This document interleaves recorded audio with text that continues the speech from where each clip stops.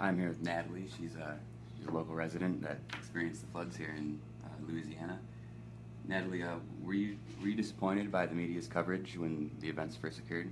I was absolutely disappointed when I actually found out, that is, because when the floods first took place, everybody was doing something to help someone. So there was really no time to stop and see what the media was doing. Nobody was watching TV. So basically, we started getting people that had family and friends out of state that were watching the news, and we were having contact with them. They were telling us that we weren't getting any coverage. We had no idea. So once we became aware, yeah, it was very disappointing. There were things, it seems to be like it was more about socially what people wanted to see instead of what was really important and going on in the world. So yeah, it was very disappointing that we didn't get any coverage for something this big.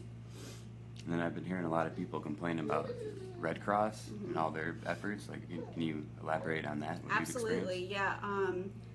Again, I had my own personal experiences with Red Cross after Katrina when I went to go and volunteer.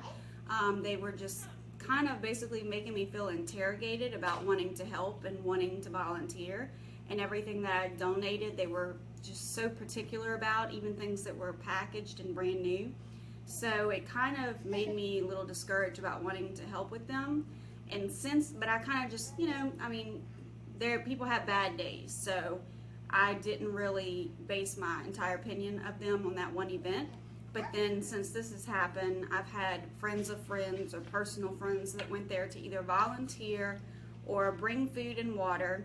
And I've heard stories all the way from them taking the food and the water and throwing it in the trash to them giving inadequate meals, which is really upsetting when there are people coming with food and water to give and they're throwing it away.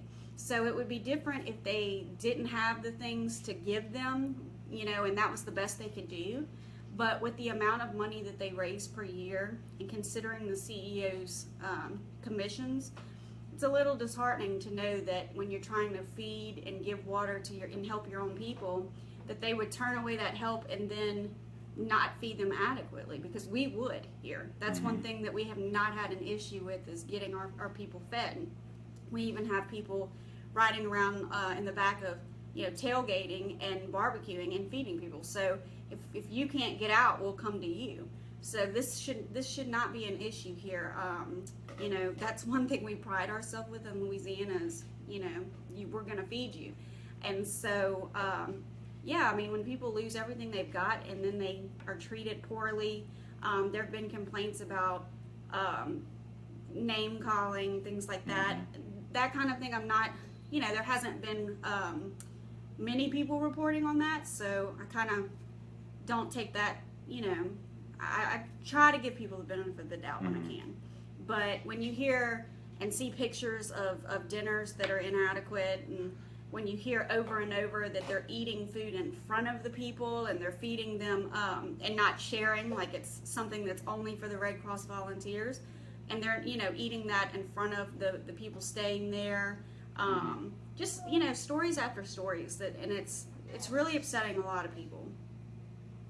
So can you explain, like, what kind of efforts have you been doing? Has a lot of it been over social media and other people locally connecting with other people that want to help? Right. I think the outpour of love and response that we have received just from regular people, I think that's what has been the most beneficial to us. It's just, from day one, we were doing things like feeding our neighbors out of our home. We may have to pause, and we may have to. Are you doing live? Oh, okay. My daughter's in the middle of the interview. Sorry. Anyway, we personally we don't sugarcoat stuff, folks. It is what it is. There's no editing here. It's just coming at you the way it is, which is what we pride ourselves in too. We just want to be honest and truthful and forthcoming. So, what was to talk about? So we started feeding people immediately once we initially got everybody safe and dry and that kind of thing, and had like our Presley, please don't do that. So once we got our neighbors taken care of, and got them safe and everything, we started feeding our neighbors and their workers and their crew out of our home. I was taking in supplies left and right from people all over. I mean, even some of my friends in Colorado. Hey, Todd, you know, if you see this, thank you.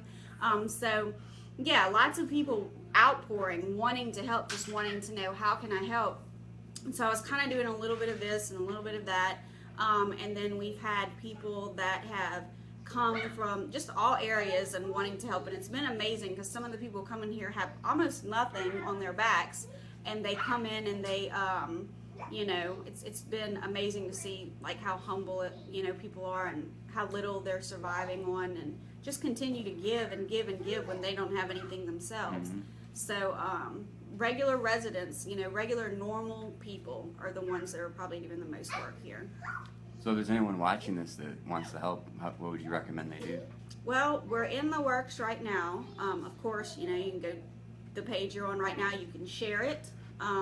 If you see this, you know, please share our page, the Louisiana Flood relief page.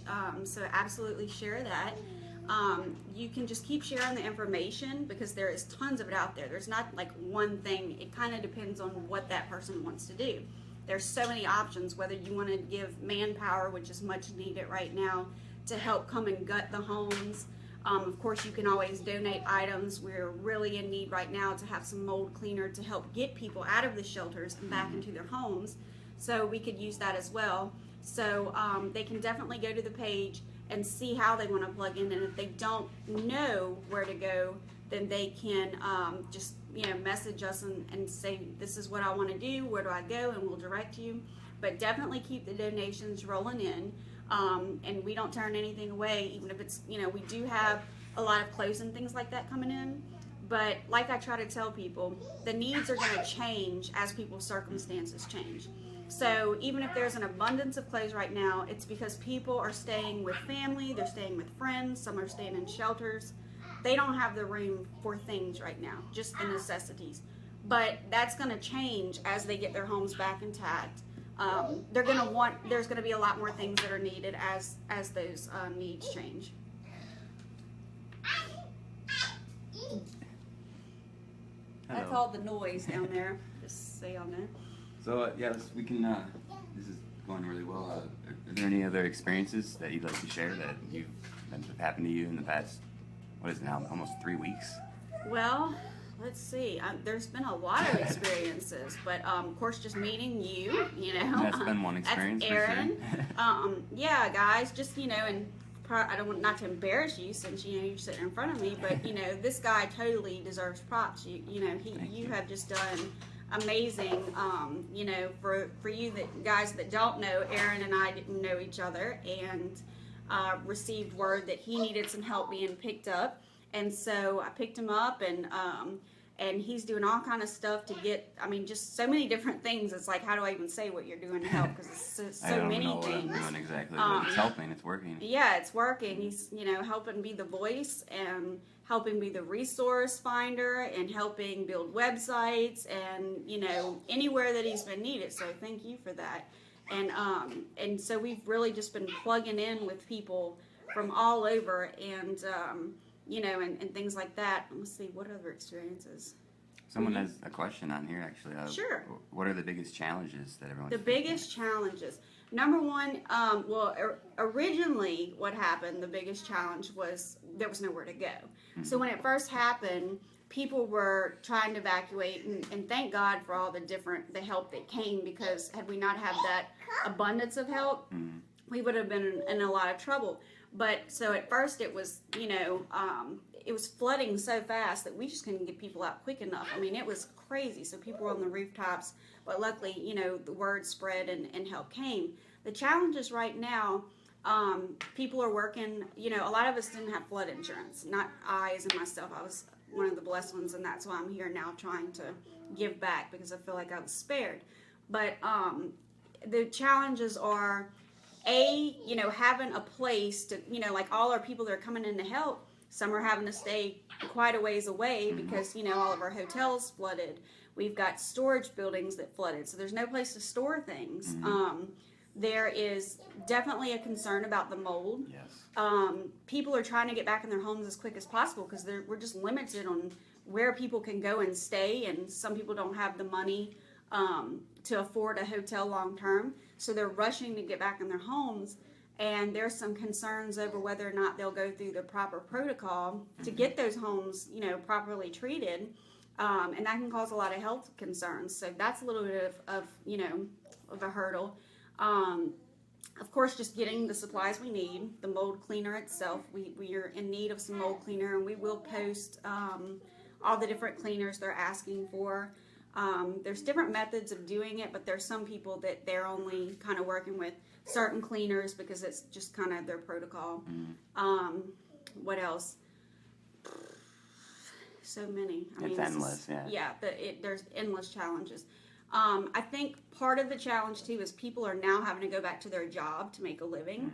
So we can't forget that these people have to put some of what's going on in their lives on the back burner, and they're not able, like if they want to, can keep their job and they want to keep going, they have to go to work. So some of these people are going, putting in a 40-hour week or better, then they're coming back home and having to clean up things to salvage what they can. They're having to deal with insurance. They're having to deal with FEMA.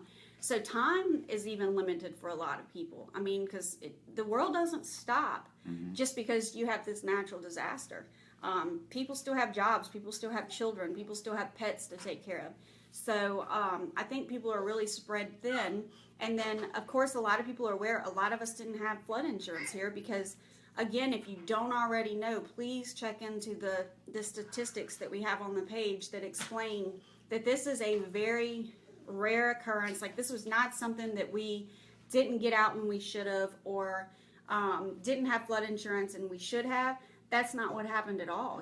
These were places that date back to, I think you posted some information, 1800s. Yeah, is what, early 1900s, late 1800s. right. So, what happened here was something. I mean, this is not, a lot of people have the misconception that we're in a flood zone, but a lot of us weren't. I mean, 90% of Denham Springs was flooded, and 90% of Denham Springs is not in a flood area. That's, crazy. And so the amount of people that don't have insurance are really struggling to figure out how am I gonna rebuild. I know one man personally that he is handicapped basically. He had his trailer paid for. He was basically paying utility. And so now he didn't have any insurance. He has nothing. And, and so he's staying with his kids, but I mean, how's he supposed to start over? And I think that's a big question that a lot of people are asking. How am I going to start over now? Because I didn't have insurance, and, some people didn't have a lot before this. So now it's really crippling. All right. Well, that's good for now. Thank you. Okay.